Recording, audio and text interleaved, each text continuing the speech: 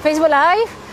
Minta maaf tadi kerana itulah tadi saya dah tanyakan apa masalah-masalah yang dihadapi oleh Jabatan Warisan Negara dalam menjaga kompleks ini, tapi itu juga ada beberapa masalah kita menjalankan Facebook Live di kawasan ini tidak mempunyai coverage yang agak kuat. Jadi sebenarnya tadi kita di seberang sana dan sekarang ini kita telah pun menyeberangi jalan. 30 hektar memang tak cukup untuk kita jalan pagi ini sendiri. Ya, betul. Dalam masa setengah jam 45 minit. Jadi di sebelah sini juga ia merupakan tapak arkeologi Sungai Batu. Masih lagi di bawah jagaan Jabatan Warisan Negara. Kan Cik Adi kan? Ya, betul. Okey, jadi kalau di sebelah sana tadi tu, di pintu masuk utama, kita ada kawasan jeti, kawasan Syabanda, kawasan ritual. Jadi kalau di sini pula ni ada apa pula? Okey, tapak di bahagian B ni lebih kurang sama seperti tapak di bahagian A. Okay. Cuma bezanya kat sini tiada tapak ritual dan fungsi-fungsi yang lain masih ada seperti tapak peluburan besi, jeti dan Syabanda masih ada. Sama je. Sama sahaja. Ya. Maknanya dalam keluasan 30 hektar ni set A dan set B lebih kurang sama. Lebih kurang sama lah. Jadi okey, dalam masa kawasan yang besar ni, adakah kita dah habis semua? Kita dah explore semua apa yang ada di sini ataupun macam mana? Okey, berdasarkan kepada kajian yang telah dijalankan oleh pihak USM sebelum ni, lebih daripada 90 tapak yang berpotensi lebih untuk 90 tapak. Okey, sekarang ni setakat hanya 50 tapak lebih saja yang telah diekskavasi sepenuhnya. Okey. Maksudnya ada baki lagi lebih banyak. Baki lagi. Ya. Jauh lagi perjalanan tapak ini untuk 100% fully discover lah. Ya, betul. Maknanya lagi 40%, 45% masih belum lagi. Ya, itu betul. Mungkin mau ngambil masa lagi lama. Kan? Ya, jadi jangan lupa kepada anda, sila hantarkan soalan anda, pertanyaan anda mengenai kompleks arkeologi Sungai Batu ni. Anda nak tahu dekat mana sebenarnya, apa yang ada. Lain je lah soalan, hantar je soalan anda kepada kami. Jadi di sini, itu dia. Kalau boleh abang cameraman boleh tunjuk tapak peleburan besi abad ke-3 hingga ke-5 Masihi. Ya, sekarang ni kita berada di tapak peleburan besi yang salah satu daripada fungsi utama di tapak arkeologi Sungai Batu.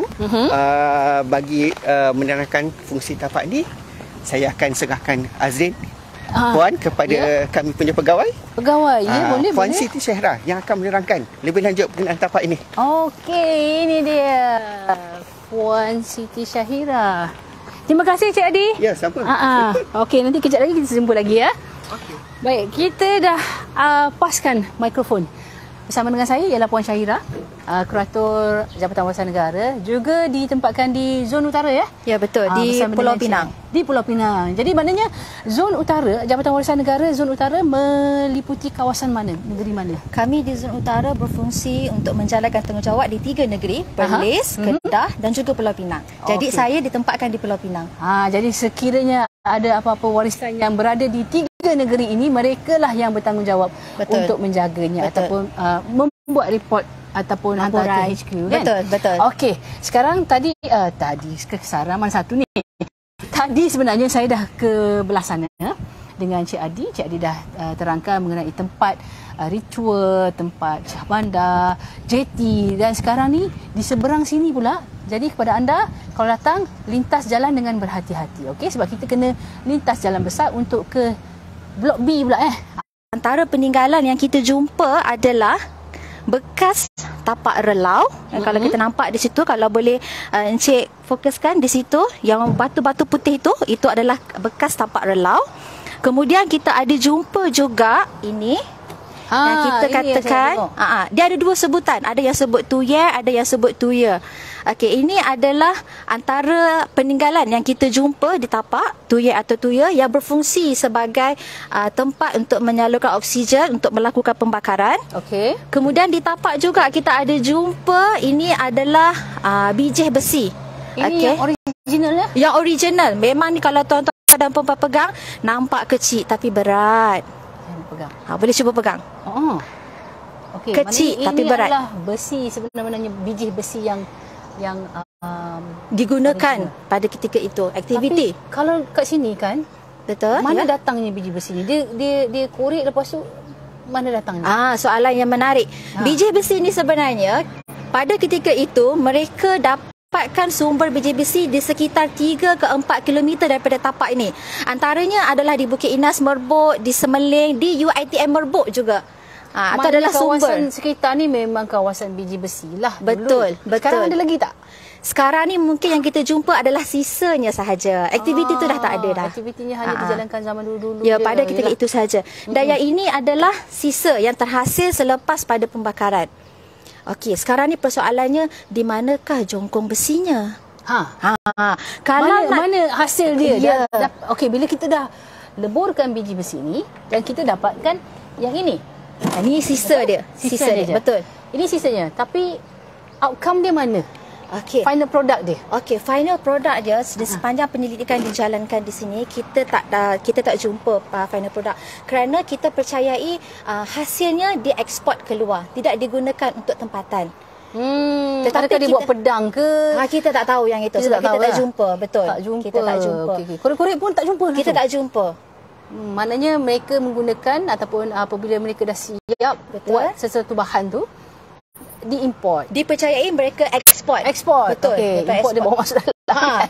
Okey, import. Dia ekspor. Dia ekspor ke luar negara lah. Maknanya di sinilah aktiviti peleburan biji timah dan pembentukan mungkin dia ada menghasilkan jongkong. Jongkong itu kita tak dapat tunjukkan di sini. Yang ini yang kita nak bawa para penonton datang ke sini untuk melihat jongkong. Jongkong itu sekarang berada dalam stor simpanan kami. Okey, jom. Sementara tu kita jalan. Dah. Okey, kita sambung. Kita ada beberapa technical issue sebab kat sini Talian komunikasi tak berapa kuat lah. Jadi macam Cik pula Puan Syirah bagi tahu tadi, kita nak tunjukkan dia kepada penonton semua jongkong relau. Oh, relau dulu. Okay. Jongkong kita simpan dalam ni. Kalau nak tengok, kita jemput tuan-tuan dan perempuan datang sini dan kita akan tunjukkan.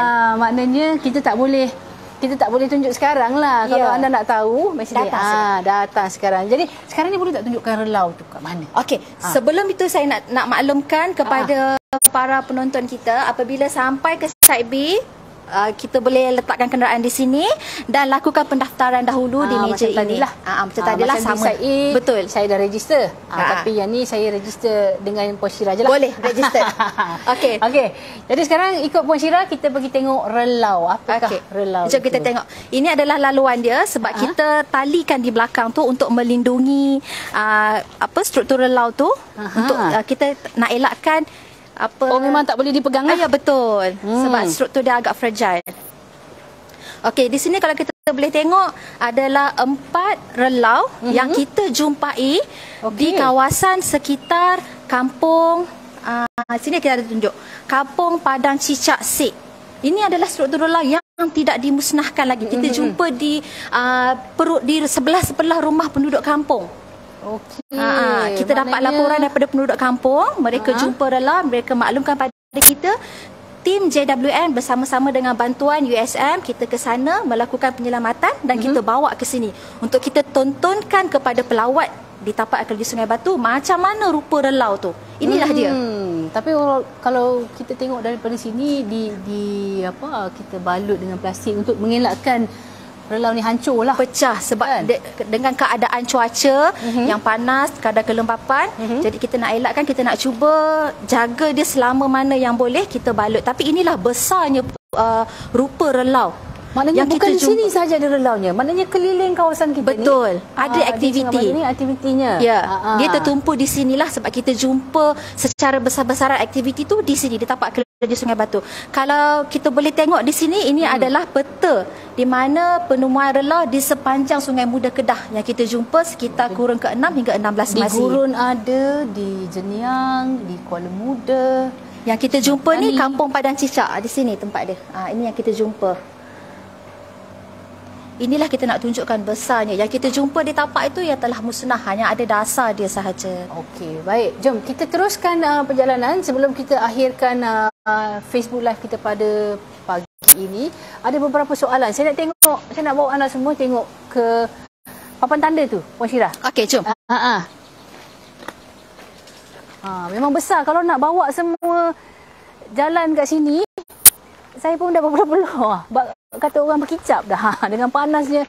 Tapi tak apa. Bawa keluarga anda, bawa anak-anak anda. Masih lagi sempat cuti sekolah. Minggu depan baru buka. Jadi okey, Puan Syirah. Ini dia, kita ada tapak peleburan besi. Kita tengok ni, kita ada hands-on excavation. Ini yang menarik. Kejap lagi saya nak tanya. Tapak jeti juga kita ada dekat sini. Relau yang kita tunjukkan tadi, betul. Itu kan? Di sini cuma ada 2 tapak sajalah yang utama, peleburan besi dan juga jeti. Syah bandar kebanyakannya di side A yang kita bersama side dengan A Cik Adi tadi. Kita tumpu ke sana tadi. Okey. Jadi maknanya hands-on excavation ataupun ekskavasi amali. Apakah maksudnya tu? Hands-on excavation ataupun ekskavasi amali adalah satu aktiviti menarik yang kita rancang untuk buat bersama-sama dengan pelawat. Kita nak tunjuk dekat pelawat ni sebenarnya apa itu arkeologi, macam mana arkeologi jalankan kerja, apa itu ekskavasi. Biasanya kan kalau kita bersembang dengan pelajar sekolah, mereka katakan aktiviti mencari tulang dinosaur, aktiviti mencari cerita-cerita pasal dinosaur. Tengkorak pun ada. Tengkorak.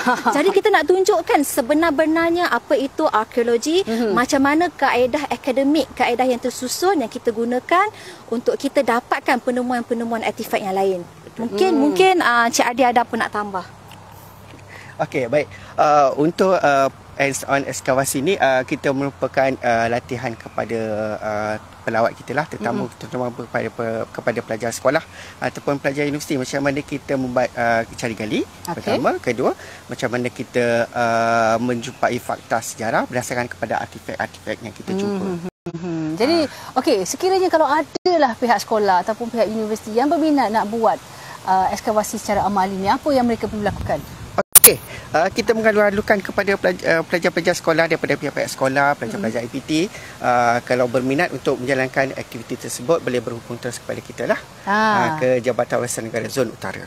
Ya, okey, boleh telefon Cik Adi ataupun Puan Syahira terus, ataupun anda boleh terus hubungi ataupun hantarkan email anda ke info@heritage.gov.my. Sekali lagi, info@heritage.gov.my. Ya, betul. Jadi kepada anda, terima kasih yang telah menonton Facebook Live secara langsung pagi ini daripada pagi tadi. Tetap setia bersama kami walaupun terdapat beberapa kesulitan teknikal yang terputus-putus. Terima kasih juga kepada Cik Adi dengan Puan Syirah atas penerangan tentang kompleks arkeologi Sungai Batu. Jangan lupa petang ini kita ada satu lagi Facebook Live. Di mana pula kita kali ini? Kita akan bawakan semua ke tapak arkeologi Pangkalan Bujang. Ada satu lagi tapak arkeologi yang menarik di sekitar sini. Jadi kepada anda yang pergi ke Kedah, jangan lupa mai sini. Macam mana nak cakap Kedah? Siap dulu. Nak mai sat. Siapa yang nak mai sini, jangan lupa exit tol SP Utara. Dari situ follow signboard tapak arkeologi Sungai Batu. InsyaAllah sampai sini.